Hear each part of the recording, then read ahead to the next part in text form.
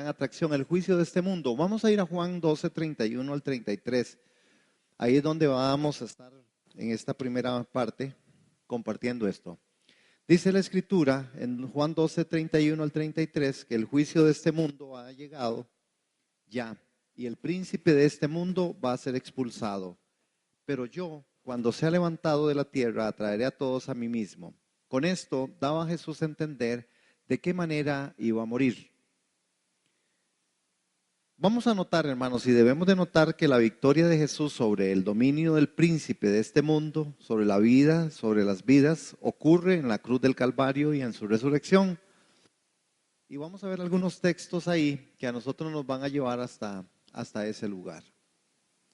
De manera introductoria, vamos a ver, porque hay 3 versículos que son donde quedamos la última vez del capítulo 12, verso 25, queda del 27 al 30. ¿Se acuerdan que hay una voz en el cielo? ¿Verdad? ¿Sí se acuerdan? Dice que hay una voz del cielo. Y que esa voz del cielo lo que dice es que Él se complace. ¿Verdad? Eso es lo que dice. Tienen ahí la escritura. Ajá. Este es mi hijo amado. Ajá. Y lo voy a volver a glorificar otra vez. Lo he glorificado y lo voy a volver a glorificar. Hay esta voz del cielo, lo que está es autenticando realmente la obra de lo que se iba a tratar, la obra que se iba a hacer. El hijo va a asumir el sacrificio, el padre lo entrega, pero nunca lo abandona.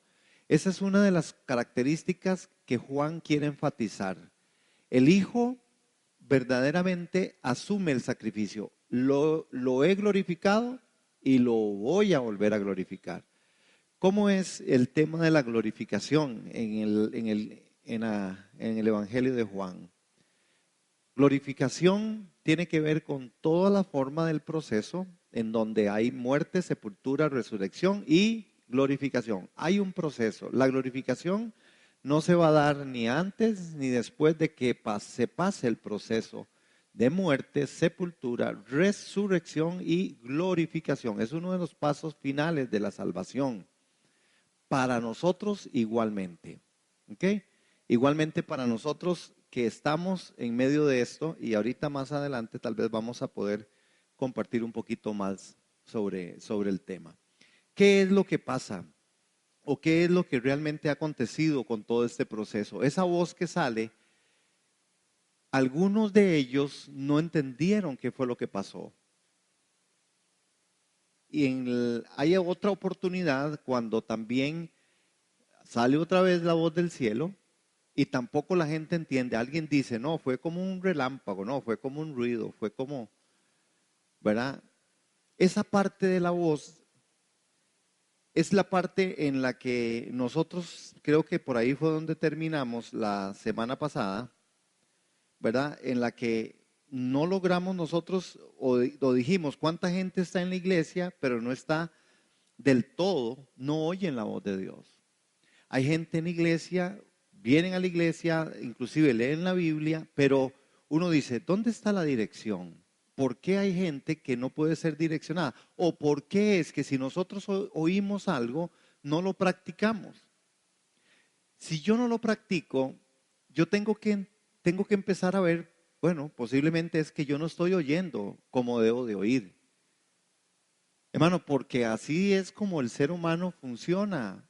Y uno lo ve no solamente a nivel espiritual, a nivel natural es igual. Vea, a nosotros se nos dice, vea, uno de los grandes peligros es conducir y hablar por teléfono. Hermano, pero bueno, aquí el MOP o el COSEBI se haría mi multimillonario. Yo calculo que yo veo gente manejando y hablando por teléfono, pero es así. O por ejemplo, la ley dice, ¿verdad? Usted no puede ir comiendo e ir manejando. Y ese es otro fenómeno. O no se puede ir pintando e ir manejando. ¿Cuántas veces, pero dígame una cosa, ¿cuál es el punto entonces? ¿Dónde es que está el tema? ¿Se oyó o no se oyó lo que se dijo? Sí se oye. ¿Qué es que no se entiende? ¿Cómo no vamos a entender una, una cosa tan sencilla como que usted maneje y no hable por teléfono? Es decir, es que no hay donde perderse. No es materia de teología o filosofía o no es un arte ahí rarísimo que es tan difícil de descifrar. ¿Qué es lo que pasa? Es lo mismo que pasa dentro de la parte espiritual. Hay cosas que no, hay cosas muy profundas, o yo creo que la Biblia es muy profunda, pero hay cosas que son muy fáciles de entender, hermano. Que son, por ejemplo, el ABC en el que a nosotros Jesús nos mete, y aquí en capítulo 12 de Juan es muy sencillo. Son cosas doctrinales muy, muy fáciles de manejar. Pero ¿por qué es que no lo hacemos? ¿Por qué es que nos cuesta? ¿Qué es que no estamos escuchando la voz? Es decir, hermanos, nosotros tenemos que ponernos la mano en el corazón. Dentro de esta parte, de los versos 27 al 30, con la unidad que anteriormente se establecía, ese vínculo entre la vida y el servicio, los seguidores de Jesús y la entrega de ¿verdad? Cuando Jesús está diciendo es como el grano de trigo. Ahora, interesantemente, él habla del grano de trigo que cae en tierra y muere, ¿verdad? Y aunque yo me estaba pensando, yo digo, qué vacilón, y estoy viendo una cuestión ahí, digo, el grano de trigo lo que hace es germinar, ¿verdad? Vemos que esto, hermanos, debe ser tan especial y fue tan especial como todos los milagros de Jesús. Los milagros de Jesús están enmarcados en ciertas cosas, ¿verdad? Que no fueron un montón, pero cada uno de ellos enmarcó algo, ¿verdad? Siempre habla no solamente de una sanidad, sino que habla más allá de lo que es una sanidad o el agua convirtiéndose en vino o Jesús haciendo un gran milagro y panes y peces se multiplicaron. Todos estos eventos, hermanos, nos llevan a nosotros a ver cómo de verdad el Padre está conectado con el Hijo, ¿verdad? Cómo el Padre de verdad está ahí en esa relación de intimidad. Otra de los aspectos que nosotros vemos en esta parte es cómo la cruz siempre se opone a la tentación del poder y de gloria. El camino de Jesús es el paradigma para el camino de la iglesia. No hay otro camino. Jesús lo mostró así.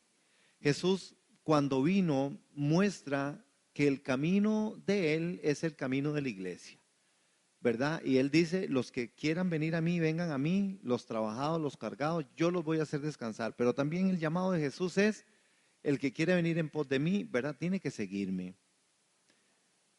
Ujú. Entonces, ¿qué es lo que la cruz realmente hace? El camino de Jesús es esa parte. La cruz viene a ser tan central, hermanos. Y todavía en el libro de Juan usted lo puede ver mucho más específico. Y si hablamos de Pablo, vamos a encontrar a Pablo hablando unas 220 veces de lo que es estar en Cristo, Cristo en mí, y cómo el mensaje de la cruz es el único mensaje en el que él dice, yo me puedo gloriar, pero en esto. ¿Mm?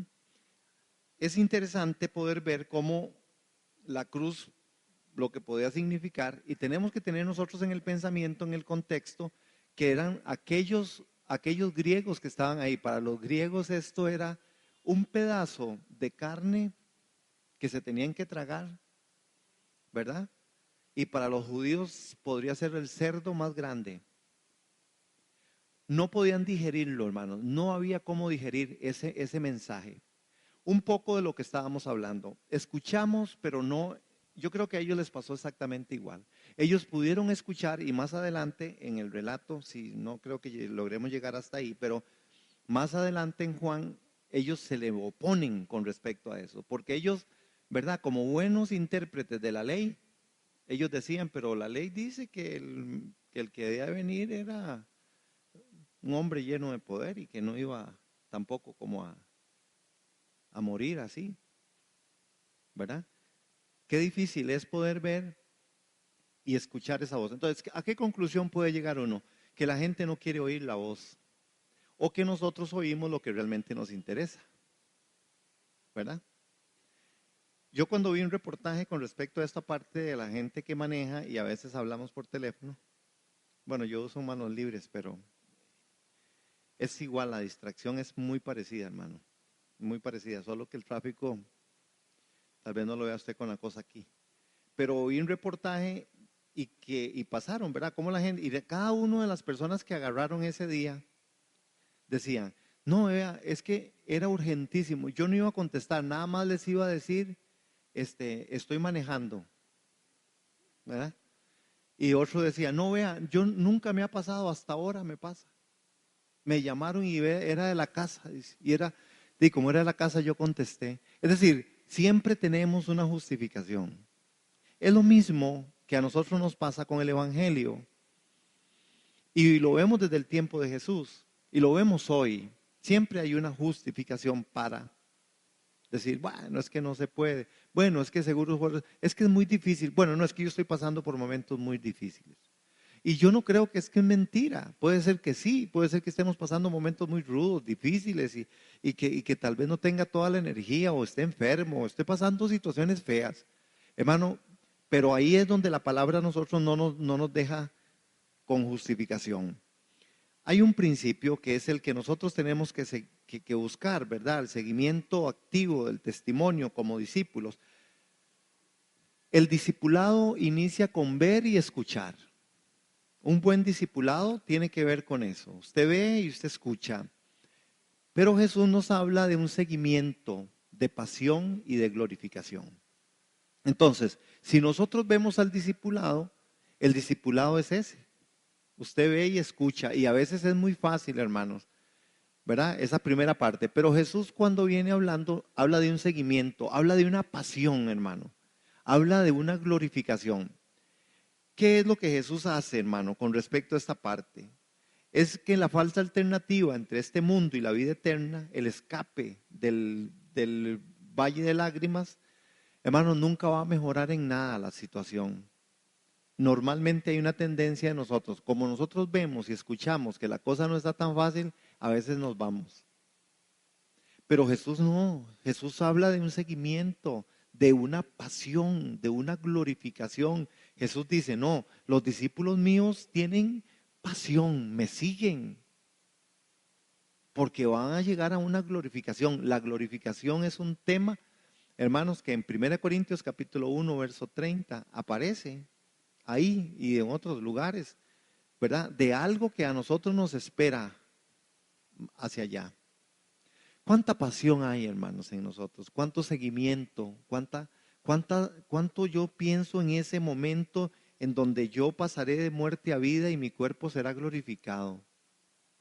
Parece que a veces nosotros creemos que estas son cosas que no pasan o que no van a pasar. Es como, está muy largo. No, está siempre cerca porque a veces Jesús no huyó, hermano. Jesús no huyó del mundo. Él fue obediente al Padre. Jesús se confrontó a todas estas cosas que nosotros estamos viviendo. Situaciones familiares difíciles, sus hermanos incrédulos, situaciones adversas de su mismo pueblo, situaciones difíciles de aquellos que eran sus discípulos. Es decir, Jesús no la tuvo tan fácil, hermano. Sin embargo, Jesús no escapó, él no huyó, hermanos, es una vida plena, solo él creía en el Padre. Pero nosotros tenemos que entender que esta parte es esa, ¿verdad? Si nosotros realmente queremos establecer los principios más altos de un discipulado, necesitamos entender qué es lo que Jesús pide de nosotros. Ujú. ¿Qué es lo que Él está demandando de nosotros? Porque Es la misma forma, el paradigma del Padre con respecto al Hijo, el Hijo con respecto a su iglesia. No hay otro camino para la iglesia más que ese, ¿sí? Que es seguirle, como Él siguió al Padre. Por eso vea la voz del cielo, dice, lo glorifico, yo lo he glorificado y lo voy a volver a glorificar. Amén. Si nosotros realmente pensamos en esto, necesitamos como decir, Señor, yo no solamente quiero ver y escuchar, yo quiero seguir, yo debo tener pasión. Hermano, la pasión por las cosas de Dios. ¿Cuánto se ha acabado esa pasión? Esa pasión queda como para otra generación atrás, ¿verdad? Y uno a veces no es que uno quiere, yo creo que es parte de toda la consecuencia de la vida, pero usted ve, hermano, vea, digamos, normalmente hay características muy particulares de esta generación. Digamos, nosotros estamos muy preocupados aquí en la iglesia con respecto a los jóvenes, porque uno dice, ¿a quién le vamos a pasar la estafeta?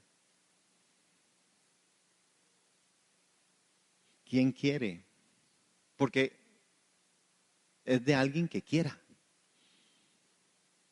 es de alguien que tenga pasión, es de alguien que quiera pagar el precio. Y entonces uno ve a veces, porque el modelo de la vida, el modelo del mundo, todo hermano, la tecnología ha sido una bendición, pero a la vez ha traído bueno, consecuencias nefastas, ¿verdad? Muchas. ¿Como cuáles? Como un confort. Tenemos todo un problema con los niños. Por eso, los niños ya nacen con los dedos así. Ahora nacen y lo primero que hacen es... Oye, y estamos hablando de que todavía no hemos visto que las consecuencias ya se están viendo, ¿verdad? Japón, uno de los grandes impulsores, está pagando sumas multimillonarias y tienen escuelas especializadas para adaptar y para quitar de los niños y de los jóvenes la tecnología, después de que fueron ellos las que la desarrollaron. Hay escuelas especiales y los papás se mueren porque esos chicos entren a esas escuelas donde no usan nada de tecnología, porque se les olvidó comunicarse. Es que usted pone en el Facebook todo lo que quiera, pero hay gente que pone en el Facebook cosas que al final a usted, si usted los tiene cara a cara, es gente que ni te hablan, les da vergüenza. Y ahí se dejan decir todo lo que sea. Hablan y opinan de todo. Ni saben qué están diciendo, pero ahí opinan. Se está vendiendo una idea y una imagen de mentirillas, de mentiras, ¿verdad? Y ya se ha visto cómo es, ¿verdad? Y ya está en tela de duda. Los grandes deportistas posiblemente son tan grandes por todo el dopaje. Van a hacer un trabajo en todos estos grandes equipos. Posiblemente el 90% de ellos sean dopados. Por eso tienen extraordinarias cualidades. Es decir, que nunca fueron ellos. Muy feo. O nos acordamos del finado Lance Armstrong, que ganó el Tour de Francia. ¿Sabe qué fue la declaración que dijo?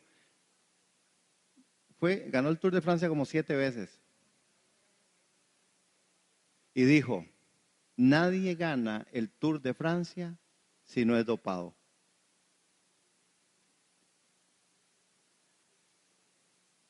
No muy largo en Centroamérica, no tan largo. Costa Rica, en la última vuelta ciclística, tiene como 5 o 6 dopados.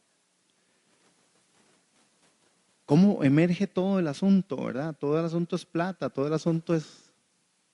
Creo que venía hoy un equipo a jugar aquí contra Cartago y andan como 3 o 4 que no los trajeron por todo un asunto de mafia. Oiga, Centroamérica, el Cheyo Quintanilla y todos estos que son de los de renombre de Centroamérica. Vean, y estamos tocando solo un tema. ¿De dónde nos ha venido todo eso? De la tecnología. es un poco, y Jesús luchó con esto, tal vez no con la tecnología, pero para Jesús también había un problema, ¿verdad? De cómo Él se entregaba por amor, pero Él sabía que los que estaban ahí afuera no querían hacerlo, ¿verdad? Porque lo querían más bien matar a Él. ¿Por qué querían matar a Jesús? Porque habían formas de interpretación dañinas y malas que no eran las correctas, pero esa gente estaban influenciados por el poder, hermano. Judas tuvo una forma de decir que rico es quitarse toda la opresión romana, ¿verdad? Es toda la opresión, es toda el tema de la liberación, pero de una mala forma. Entonces siempre ha existido. Por eso Jesús nos habla a nosotros de un seguimiento, de una pasión. ¿Quién tiene pasión por Cristo? Es que hay pasiones que a nosotros se nos desbordan. A la gente que le gusta el ciclismo o a los que nos gusta el fútbol, ¿verdad? Gritamos y y nos peleamos, tenemos capacidad y es impresionante, hermano. A mí siempre me ha impresionado, por ejemplo, las barras.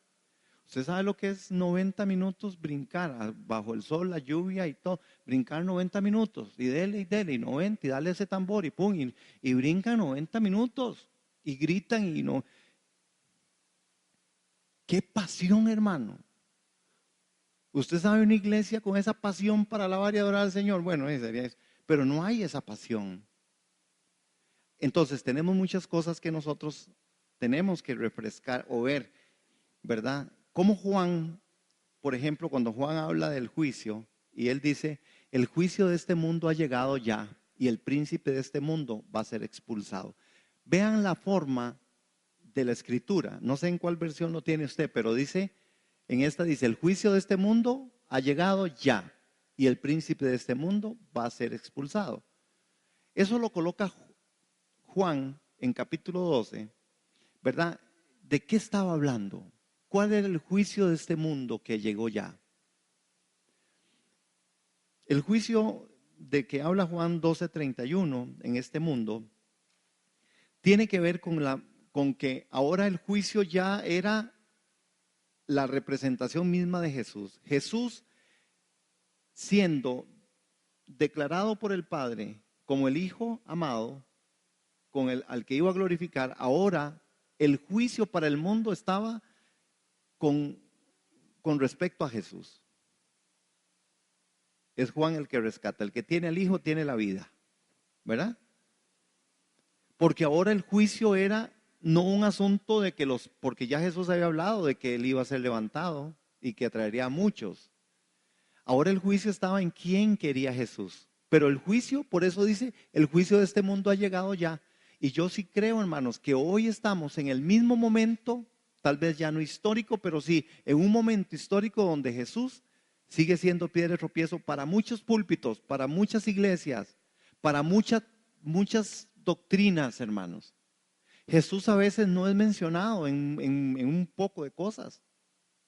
Jesús no es el principio, la forma, aunque la gente lo pueda decir en la parte vivencial, Jesús no es. Y entonces el juicio ha empezado ya. ¿Dónde ha empezado ese juicio? Empieza ahí, en medio de la cruz del Calvario. Dentro de todo esto, ¿verdad? Notemos que la victoria de Jesús, ¿verdad? Y esta victoria está trazada sobre la cruz. La cruz, ¿verdad? Los elementos que aparecen en este juicio es la cruz, la muerte, la resurrección y la glorificación. Acompáñenme por favor a Colosenses capítulo 2, verso 15, porque creo que es importante ver esos elementos del juicio. Si nosotros no logramos abrazar la cruz, si nosotros no nos negamos y morimos a nosotros mismos, y la resurrección de Dios en Cristo Jesús ocurre en nosotros, y por supuesto la glorificación en el tiempo venidero, hermanos, nosotros vamos a estar bajo un juicio, o estamos bajo un juicio ya.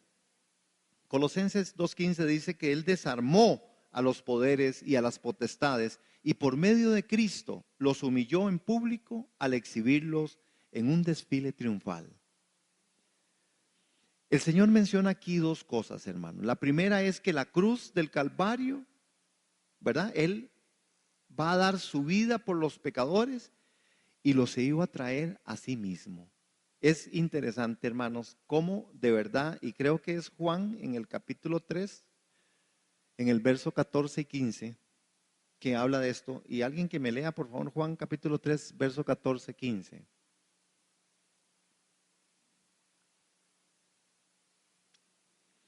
Vean lo que Jesús habla, y habla sobre un juicio que ya se había dado, ¿verdad? Bueno, ya lo tienen. Bueno, dice, como, ¿alguien lo va a leer? Sí.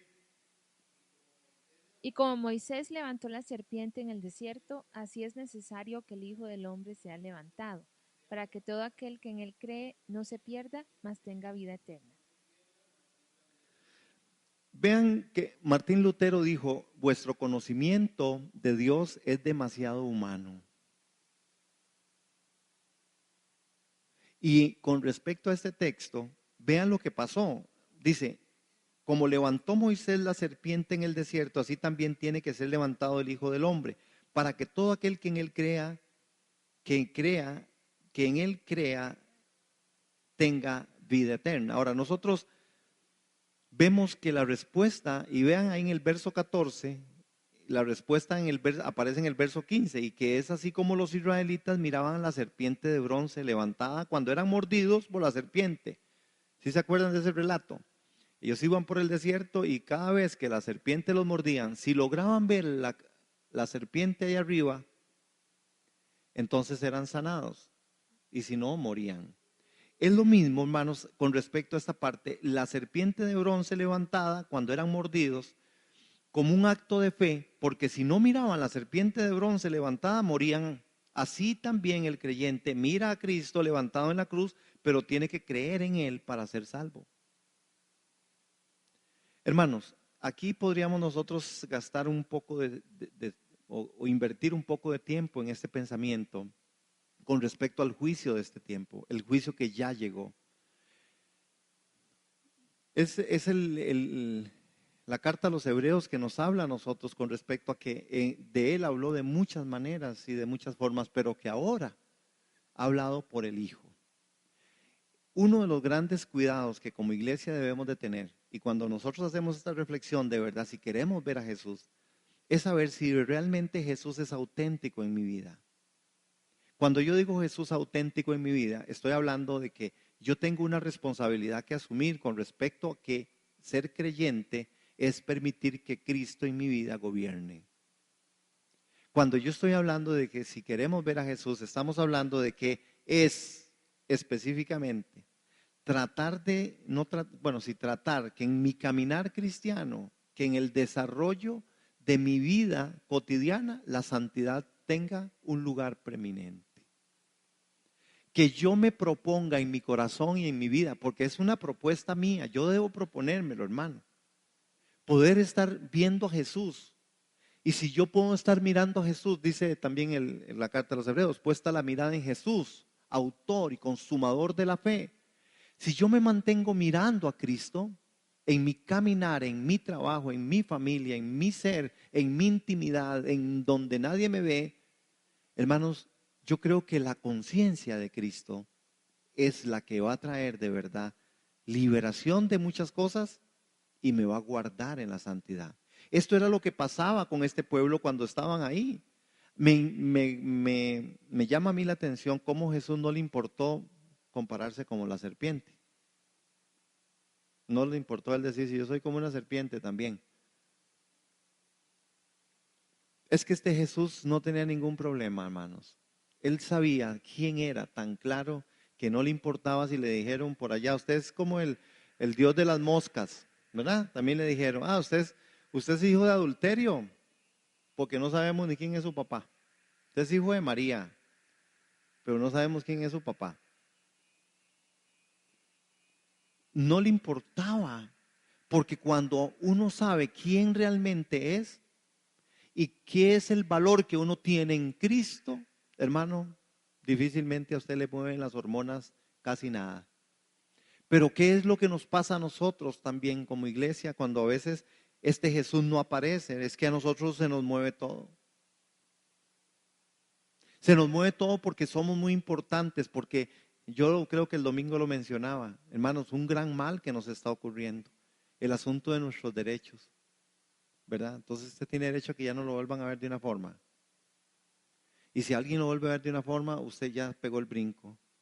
Y ya hay que establecer un poco de procedimientos, porque me siento insultado, porque me siento mal, porque me siento, ¿verdad? De una forma, no, que, es decir, soy muy importante, a mí nadie me puede, por eso es que hermanos, cuesta tanto. Dígame, hay cosas que nos están costando más que antes. Tenemos situaciones que vienen del sistema del mundo, que a la iglesia han entrado con una fuerza, hermano,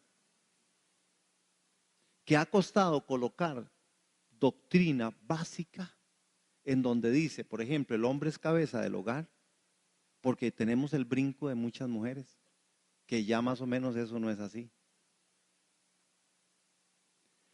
Y entonces hay que empezar a discutir, hermano, para lograr, y depende del grupo que sea y la iglesia como sea, usted tendrá una deserción de mujeres, porque no les gusta el tema, porque piensa que se les está pisoteando, porque piensa que se les está menospreciando. Y no es así, sencillamente es el orden de Dios establecido. Dios nos hizo iguales, pero con roles diferentes. Y al hombre le tocó ser cabeza, hermano. No es nada fácil para nosotros, pobrecito, nosotros los hombres, ser cabezas. Pero, pero ¿cómo hacemos para volver ahí? Ese es un principio solamente. Podemos hablar de otros miles de principios en donde nosotros, hermano, ¿sabe cómo miro yo? Yo miro la iglesia en general, ¿verdad? Yo miro la iglesia tratando de meter a Dios en una cosa que no cabe, hermano. Y Dios entonces lo metemos por aquí, queda así. Y lo metemos por otro lado y queda así. No hay cómo colocarlo. Y lo colocamos en doctrinas, lo colocamos en teología, metemos términos filosóficos, sistemas del mundo, formas del mundo, para colocar a Dios y que Dios, parezca que Dios sí está diciendo eso. Así de horroroso, hermanos. Y uno escucha, uno oye, así dice el Señor. Y cuando usted oye lo que el Señor dice, yo digo, seguro es el Señor de los anillos, porque este no puede ser el Cordero, este no puede ser el Dios de la gloria. Porque siempre es con el afán de, resulta que Dios está en la responsabilidad siempre de darme lo que yo necesito. Porque a mí no me basta con el todo de Dios que me fue dado en Cristo Jesús. ¿Sí? Resulta que todo tiene que girar alrededor mío porque Dios es un papá que no me va a dar ese texto, ¿verdad? Sumamente mal entendido, ¿verdad? Si un hijo me pide un pan, no le va a dar una piedra. Y a veces yo he escuchado de esto, hermanos, y uno dice, qué horror. Porque hablamos la vez pasada, el hijo fue llevado al desierto. ¿Usted cree que fueron muy cómodos esos 40 días en el desierto? Por eso es que nosotros hacemos de las cosas del mundo un montón de cosas que no son Dios, pero las hacemos dioses. Hermanos, en esto es muy importante poder ver el tema de Juan 12:31, ¿verdad? Ahora es el juicio. Interesante, muy interesante, ahora, hermano. Jesús dice ahora, hablando proféticamente, es decir, sin faltar el diablo será vencido. Dice, ahora pues, a causa de la certeza de lo que dice, es el juicio de este mundo. ¿Sobre quién? Juan 3:17 al 19 nos habla de que el juicio vendrá sobre los hijos de desobediencia. Efesios capítulo 2, verso 2, ¿verdad? Él dice, ¿contra quién viene el juicio? Contra aquellos que siguen los criterios del mundo. Y yo quiero que leamos estos dos textos, Juan 3:17 al 19 y este otro de Efesios. Porque Jesús está diciendo que el juicio es tal que el príncipe de este mundo será echado fuera. Entonces sabemos que los hijos de Dios y que el mundo que nos rodea está controlado por el maligno, hermano. A mí esa es otra de las cosas que me impresiona. De boca de Jesús en la escritura de Juan, dice, el príncipe de este mundo. Vean ese texto. ¿Qué es lo que él dice? ¿Qué es entonces el juicio? No creer en el nombre de ¿quién? En el nombre de Jesús. Ahora, yo les pregunto y me pregunto, ¿creemos en el nombre de Jesús? ¿Qué implica creer en el nombre de Jesús? ¿Usted cree en el nombre de Jesús? Porque a veces nosotros tenemos una forma de creer en cosas, pero aquí él dice que el juicio es para los que de verdad creen. Los que creen en el nombre de Jesús son librados del juicio de este siglo. Y nosotros somos juzgados por Dios para no ser condenados con el mundo. Pero ¿cuánto nos gustan los justos juicios de Dios? Nosotros oramos para que esos no vengan. ¿Qué son los justos juicios de Dios? Situaciones y circunstancias que a mi vida vienen porque me las busqué o porque me aparecieron y que yo rechazo de plano. ¿Cómo las rechazo? No es porque yo tenga la capacidad ni les esté diciendo qué lindo que me venga esa situación y que yo diga, ay, wow, qué bueno estar enfermo.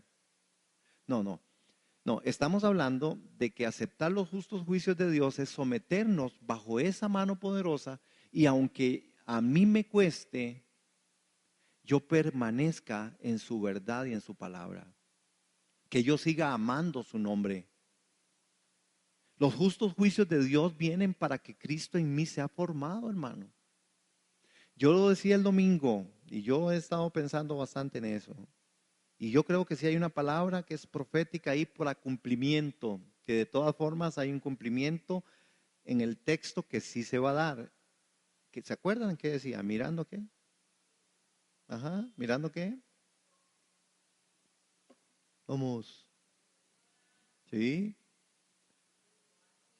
Alza tu mirada y mira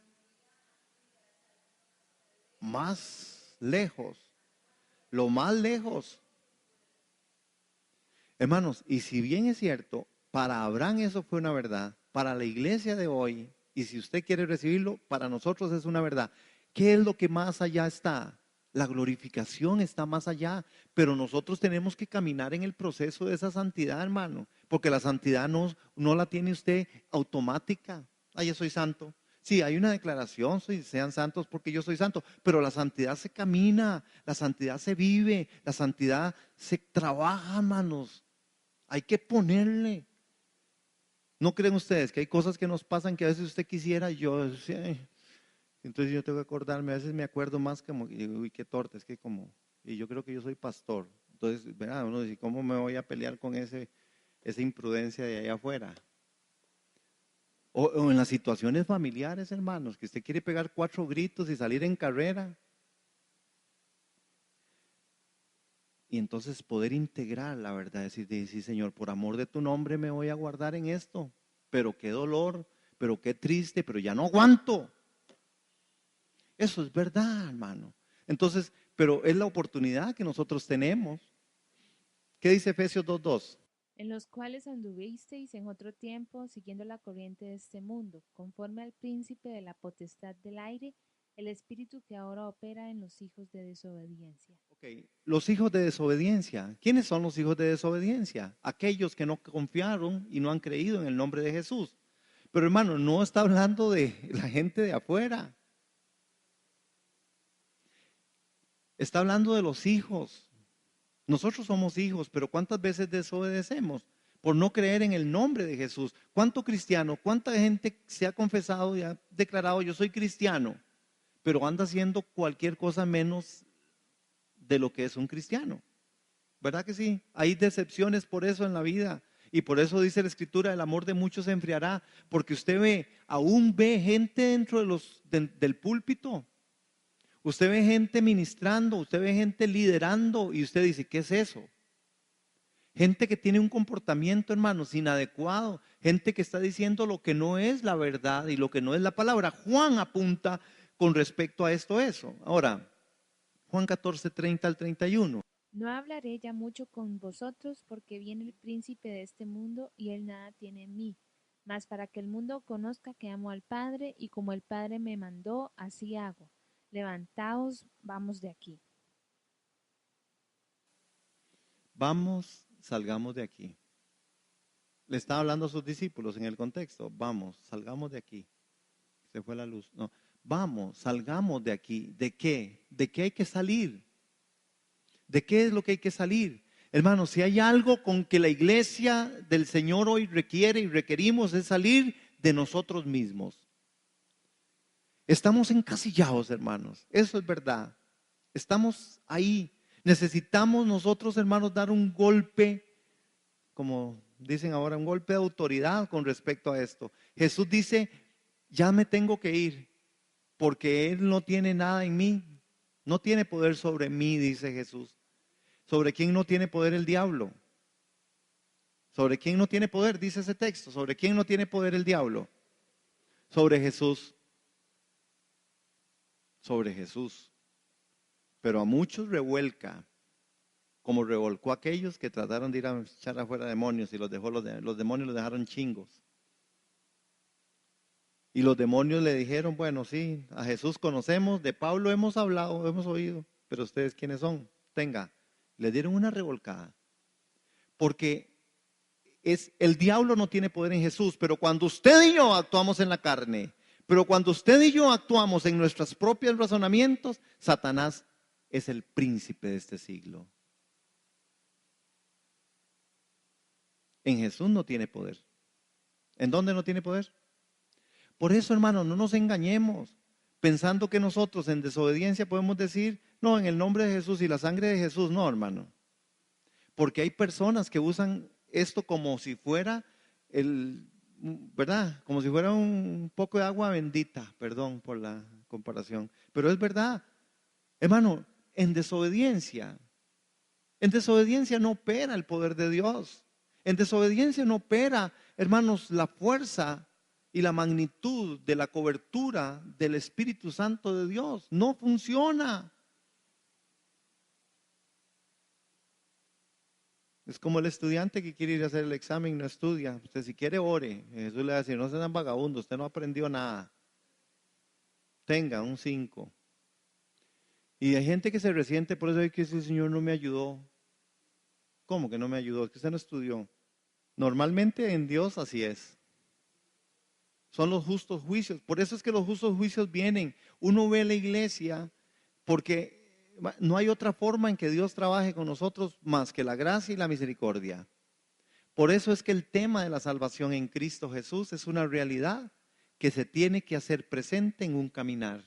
Y en el caminar es donde nosotros nos encontramos, hermanos, con un poco de cosas. Y Dios dándonos la mano porque Él no nos suelta, como el Padre no soltó al Hijo tampoco, fue presente en medio de todo el tema de la cruz. Y a nosotros no nos suelta, pero nosotros tenemos que resolver, hermanos. Hay cosas que hay que resolverlas.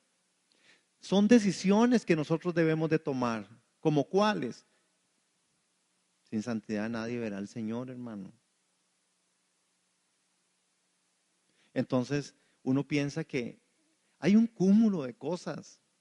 Cuando hablábamos el domingo de la parábola de los terrenos, hermano, hay momentos donde usted ha pasado y usted ha sido ese terreno, usted ha pasado por dificultades y hay algunas cosas que han quedado ahogadas, hay gente que se ha quedado ahí.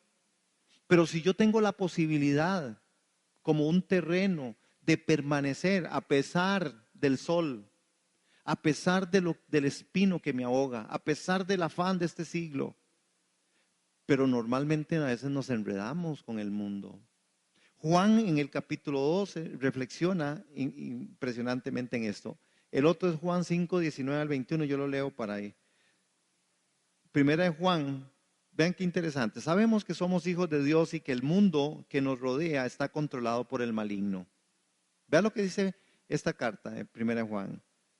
Y sabemos, otros sabemos, vea, el primer sabemos que somos hijos de Dios y que el mundo que nos rodea está controlado por el maligno.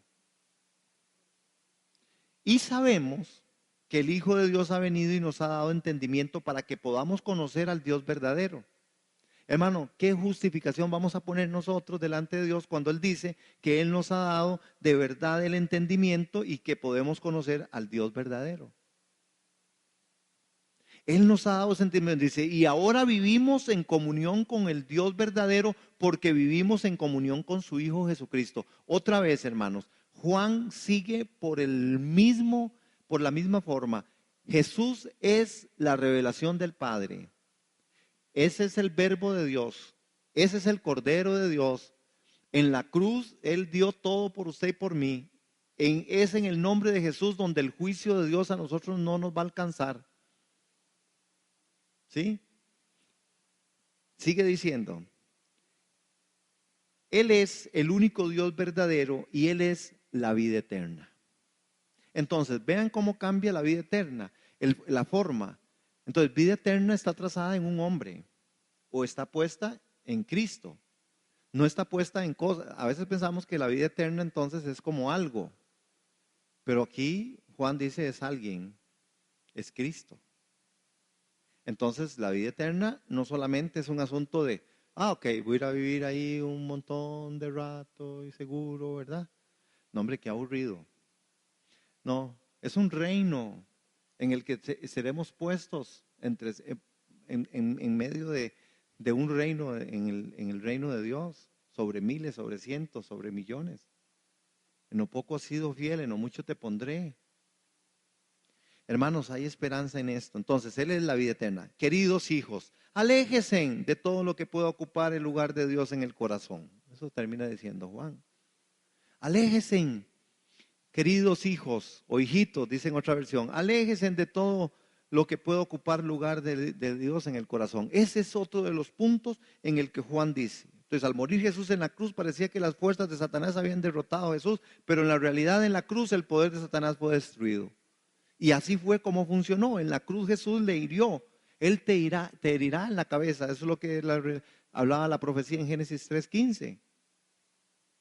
Hermanos, Satanás fue vencido, pero no fue destruido. ¿Sí? De ahí que nosotros tenemos que entender quién es el príncipe de las tinieblas, quién está gobernando esta tierra y por qué entonces nosotros, hermanos, vivimos bajo ese sistema. ¿Quién te gobierna? ¿Quién me gobierna? ¿El sistema del reino o el sistema del mundo? Juan hace una advertencia, por eso viene el juicio. Amén.